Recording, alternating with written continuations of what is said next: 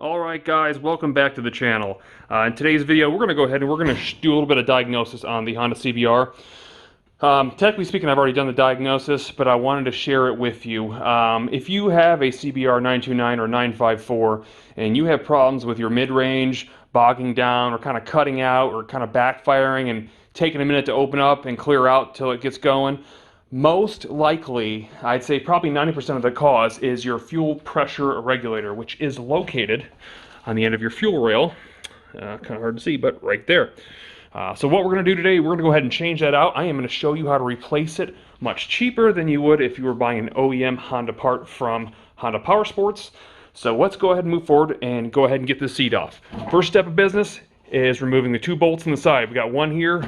We got one on the other side. Let's go ahead and pull those out and show you what it looks like. Alright guys, the seat's off. Next step of business is we're going to take out three 12mm bolts here. And you might have to skip this step, but if you have a Scott steering dampener like I do, you're going to have to go ahead and remove two upper bolts and two lower bolts.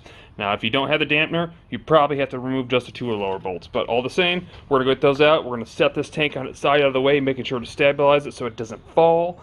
And we're going to get this thing changed out.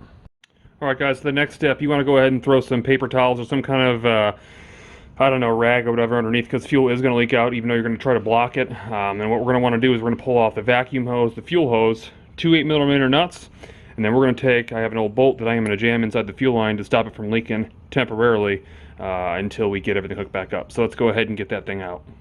Alright guys, so now that the tank's out of the way, we did go ahead and remove both lines, both the small basically vacuum line and the actual fuel line. You can see a little bit of fuel is leaking out of the rail, but we pulled the two 8mm bolts out, and let me show you in comparison the two fuel regulators. So here is the factory CBR regulator, and here is the Acura Integra regulator. Now I actually bought this from Rock Auto, and the brand was Ultra Power. So Ultra Power does say that they use other people or other vendors, they just put their name on it. What I didn't realize that I was going to get an OEM Honda part, so that's pretty cool. But you can see they are identical. The only difference is a slight angle of the vacuum line coming off, which is not a problem at all whatsoever. And for what I read online, it looked like the OEM Honda was anywhere from 43 to low 50s as far as PSI, as far as pressure, and the Acura Integra was 51, so it should work flawlessly. So we're going to go ahead and we're going to throw that back on. Let me show you what it looks like. Alright guys, so there is the new one installed. It's tough to tell, but you can pretty much see that the vacuum line comes a little bit closer. I just used a little bit of pliers and bent it back just a hair so it was clear. So there it is installed. I went ahead and already threw on the tank and the seat because it wasn't necessary for you to sit here and watch me do the reversal. So let's go ahead and move forward and get this thing started. Alright guys, so final phase of this is to start the bike and make sure that it runs. So let's go ahead and turn our key on. We are going to let the fuel pump prime. We are going to turn the key off. We're going to turn the key back on, let it prime a second time, because remember, we empty the fuel rail. Make sure that your kill switch is on, and go ahead and fire it up.